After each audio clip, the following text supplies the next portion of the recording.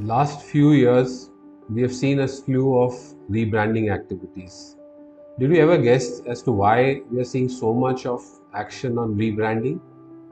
There are a whole lot of brands which have undergone change, from a rebranding perspective. There is Volkswagen, they did something with the brand. Kia Motors, then of course, closer home, we are seeing Air India, which has just done some rebranding. And before that, of course, we've seen Meta change its, introduce a new brand name. We've seen changes in Instagram from a branding perspective. And then, of course, some well-known brands like Dunkin' Donuts also going for a change. And on the newer side, you had Uber, a brand which is probably not more than 7 years, 8 years old, also going for a change.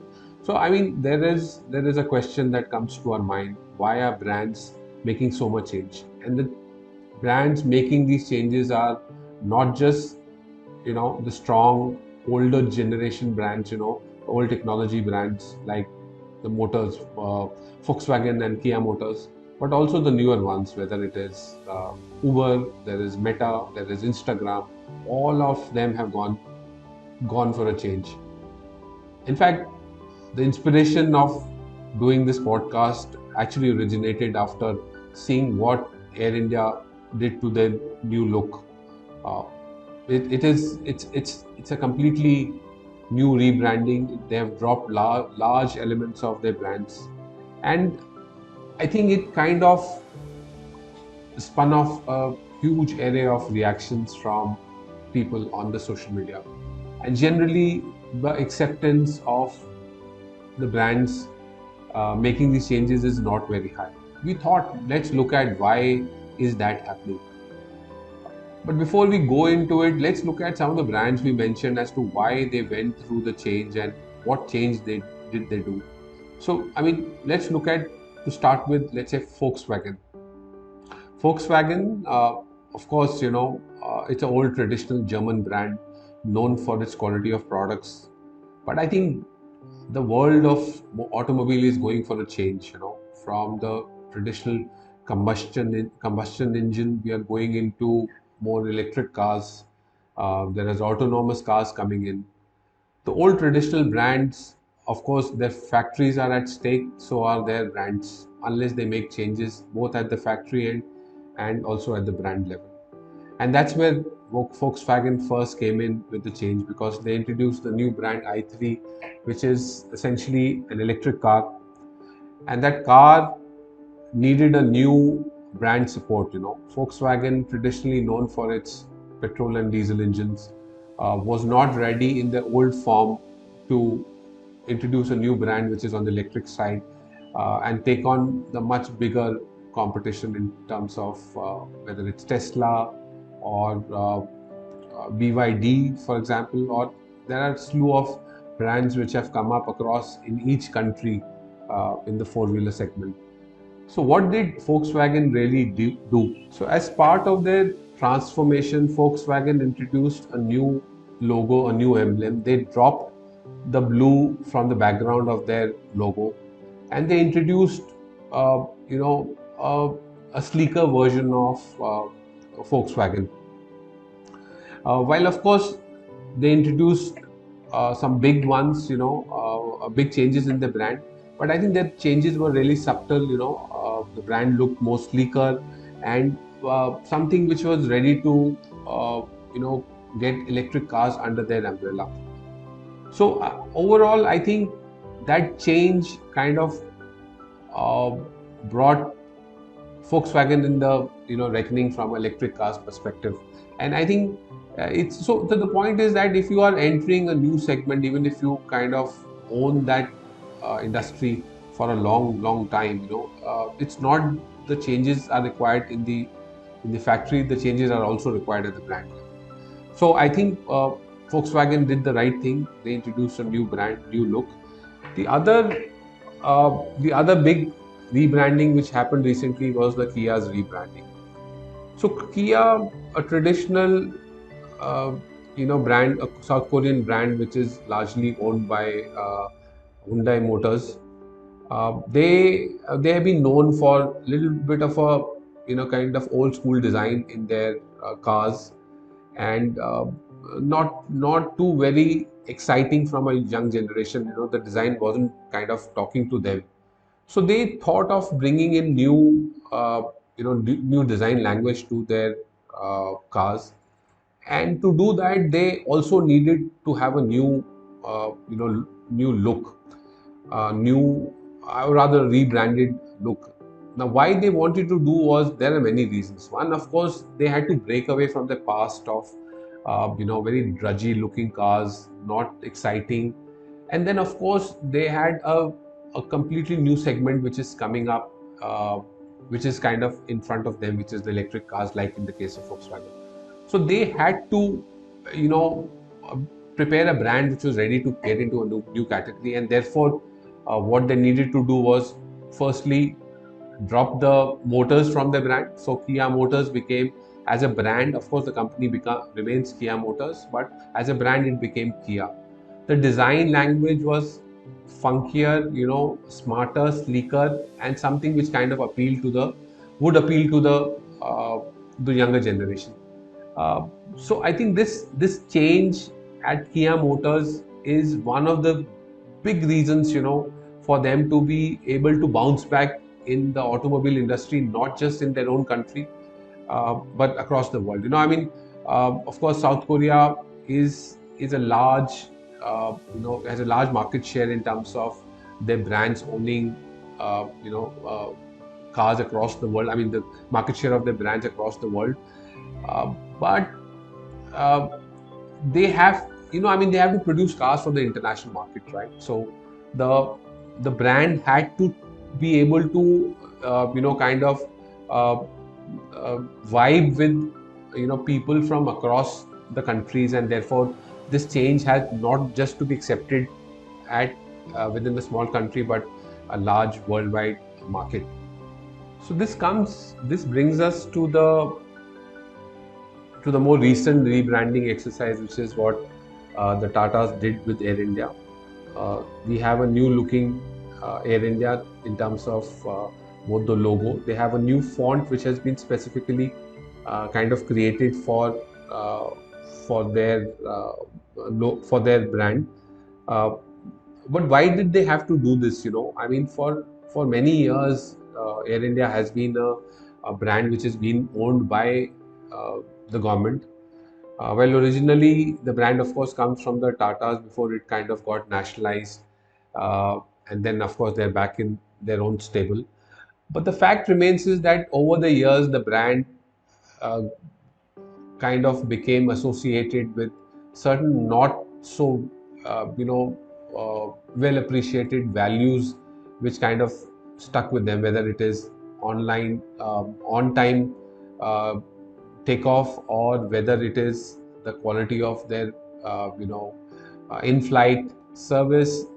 In fact, also, there have been memes around the kind of which is probably not in the right spirit, but the memes around their flight attendants, etc. So I think it has gone on for a very long time. Now that with Air India having a new house, back to Tata's, then they needed a logo, a brand which is ready for the international market, right? I mean, they are no more just an Indian carrier. They have to address the larger audiences, and that's where the whole exercise began. So Air India wanted to convey a very compelling narrative, not just to the Indian audience, but I would say to the larger global audience. And that's where they had to drop certain elements, some tough decisions, and also uh, kind of introduce new elements in their the brand story. Why did they have to do it? Was it accepted? Are people liking it? I think the answers are out. There are a lot of many questions coming as to why Air India has done this. Why have they dropped this? The new look. People have questions around it. Actually, and that's really the central point of this particular podcast is. So this brings us to the central question as to why are brands, or rather why are people so less accepting of brands rebranded exercises. The reason is, firstly, people do not like change. When I say people, the general audience of people, they, a change is not easy to accept. And a rebranded exercises also has to, they have to adjust to the new reality of the brand, make changes to the brand. They have past association, some nostalgic values associated with the old brand. I think all that needs to be dropped. Nobody wants to make the hard effort of kind of making change at their end, because a rebranding exercise does not end there. It kind of, it's a starting point in the consumer's mind, and therefore they have to, the consumers have to make change and adjust to the new reality, and therefore that's where is the starting point of any, most opposition. And what we are seeing from the brands, or the rebranding exercise, that people are generally a little bit more complaining about why something is happening, or why did they have to change, why did they drop the Maharaja, and why did they have to drop the chakra from the wings, or rather the tail of the plane. So those are the questions that I think we're going to address. So just imagine, a group of friends, and each person in that group is known or stands for uh, a certain value system, a certain, and has a certain brand associated. I mean, personal brand associated with them. Now, imagine if one person decides to go for a major overhaul. Now, I mean, completely different from what is he's known for. Uh, it could be the way he approaches, the colors, or he generally wants to transform his life. Uh, I think there'll be two sets of reactions among his friends also.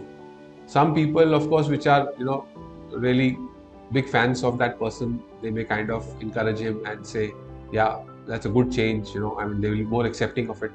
But generally, I would say, or what my experience is, that the rest will kind of start questioning, why was this change required? Why did you do this? ये आखिर करना क्यों पड़ा? I think so. Even in a small group, if you can imagine, and where there is a strong emotional connect, a change, a rebranded effort is kind of leads to many questions, and generally, people are questioning in terms of why somebody had to take, or that person had to take that route.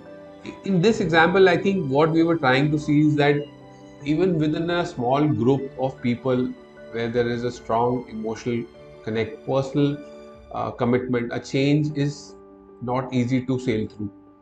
We are talking of brands. When brands get into a rebranding exercise, there are huge challenges which they face. And the challenges which the brands face are essentially because their followers have to make adjustments to uh, their own minds, and they're not ready to make those changes, right? I'm saying from their followers, or the uh, people who kind of love the brand. Uh, these followers have strong connections with the brand. They have some nostalgic values, like I said earlier. So adjustment is required the moment the brand makes takes a rebranding route, and therefore these people are kind of questioning. So of course, in the kind of times we live in, times of social media, there will be some people who will generally be trolling the brand, right? But we have to differentiate such trolls from the real feedback. Even if you were to take away the trolls, I think the problem which happens is because, again, people are not willing to, kind of make adjustments at their end, and therefore these reactions come in. But of course, there are things which brand has to do today, and you cannot give it given to the fact just that, okay, people are going to react that way, so let's kind of go ahead and not take care of it. No, in fact, you have to make changes. In fact, and that's what we are going to be talking about. There are, all rebranding exercises have not been successful, and there are many which have failed miserably. And some, after having spent millions of dollars, they have to revert back to the old brand. Uh, the reason exactly is that they were not prepared to handle the reactions of the consumers. uh, or they did not have the answers to the questions consumers are going to be raising about the change.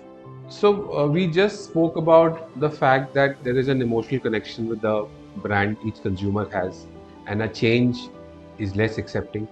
Uh, so let's look at some examples of some cases which kind of did not sail through so well from a rebranding perspective, and what kind of went wrong is what we kind of address in the next few minutes, and see, and also kind of look at opportunities what we need to do to kind of get the press the right button so that any change is well accepted. So Instagram, let's take the example of the Instagram. There are two things happened at Instagram. One is at a product level, of course, they made a change. They moved away. Originally, all of us know Instagram was known for uh, was a product created for pictures, still pictures, and they kind of grew to where they were till a few years ago based on the kind of technology they built about being able to share pictures. But I think some competition came and uh, change in consumer behavior kind of led them to a new path, which is when they started talking about technology. Of course, the competition came from TikTok. TikTok made a huge dent in the way consumers consumed short form content. I think uh, they were not the see no brand is uh, is a creator of a trend. They ride a trend. Some people are able to read the trends very well, and I think in this case TikTok uh, you know the TikTok read this trend very well, that the the attention spans are decreasing phenomenally. So long format content is not what going to work, and therefore short format content is they started. So they created a technology. So it's not about just a technology. I mean, they created a whole technology where they are able to kind of suggest the kind of videos one is watching to my interest. So Instagram had to make that change so much so that once they made the change, their key creators, Kim Kardashian, for example, kind of almost revolted, and there were a slew of them who said, "Why is Instagram going that route?" It was not a difficult change. They kind of handled those questions very well. They kind of responded. They did not ignore those questions. They tried answering as to why they had to do this change. While of course they kind of took a pause before they kind of rolled out. They went out whole hog. Uh, but I think they took a pause to kind of evaluate, convince the users, their creators that this is required, and eventually, of course, I think they kind of sailed through, because I think they realized that if they just kind of stuck, even with consumers currently resisting to the change, if they stuck to the current form, they're going to die. So they had to kind of take the new path, and that's where the need for a new technology. I think their old logo was a little. If you look at today, it looks little primitive, to put it mildly. I think the new one is more colorful. The use of gradient of colors, etc., attracts to the younger audience, because those are the ones who are kind of watching a lot of content, consumer content, and they have to kind of appeal to uh, you know uh, uh, that particular audience. So I think this may truly not be kind of a failed thing. In case of Instagram, it was something where they had to take a pause and make some changes in their strategy. But let's take the example of Gap, the famous US clothing brand. I think they they made a big decision to kind of change how they look, and it kind of uh, faced such extreme reactions, so much so that people build websites, naming it I think it's called uh, how does my Gap look, something like that, and people could submit their own versions of the logo. The attachment of that logo was so strong, the old logo, that people kind of felt connected with them. The reason the Gap rebranding kind of hit a kind of a speed bump, or I would say a wall rather, was because you see there was just the change in the logo. There was no reasoning given to their customers, their audiences, that why the logo needs to be changed. And to top it all, I think there was no change in the design philosophy of the clothing, the fashion, uh, and what they stood for. So the consumers really didn't see, a story as to why a brand has to go through it, and they did not kind of justify to the consumers well. In fact, they never were prepared for that kind of a change, and as a result, kind of they had to in fact go back to the old design very quickly in a few months, and that was the end of the old. That was the end of uh, the new design, and we went back to the same logo. Another example which comes to mind when you're talking of failed rebranding exercises is the MasterCard story. MasterCard is known as is a legendary brand, in a way, and it gets very well represented by two circles. And in, I think, again similar time when the Gap story was happening, they introduced the third circle in the brand. And I think that third circle kind of they wanted to represent consulting as part of the as part of their offering, but that never kind of got accepted, and they had spent a few $100 million, and they had to kind of revert back in very quickly. Now those are decisions which were, those options were there with the board, whether to accept the changes or not. They decided to go ahead with the change at that, even at the cost of risking uh, their existing brand. But eventually, it kind of, uh, it kind of sailed. It did not sail through, and then they had to revert back. So at the end, what I would say is, so rebranding can be a challenging exercise, right? Because people's emotions are involved. But with the times we are living in, there is no option for some brands to change, but to change. They will have to make change, bring in the new brands, because of the context of the industry is changing, or their own direction of the brand is changing. So branding remains essential. The challenges remain. I think the only thing what a brand should be prepared is to be able to answer the questions the consumers will be asking them. So I think earlier, if rebranding was only limited to the board and the marketing teams, I think, and to some extent, as we went ahead, there needed to be a buy-in from the people, the HR side of it. I think increasingly people will also have to be wary of the fact that how are the consumers going to react, what are the questions they're going to ask, and those answers should be well prepared. And that's where the PR agency comes into play in terms of the rebranding exercise.